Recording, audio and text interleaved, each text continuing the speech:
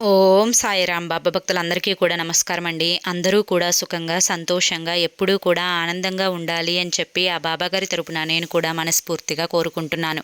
ఈరోజు బాబాగారు అందించే సందేశం ఏంటి అంటే కనుక, తల్లి కష్టాలు ఎక్కువగా ఉన్నప్పుడు ఒక్క నిమ్మకాయతో ఇలా చేసి చూడు.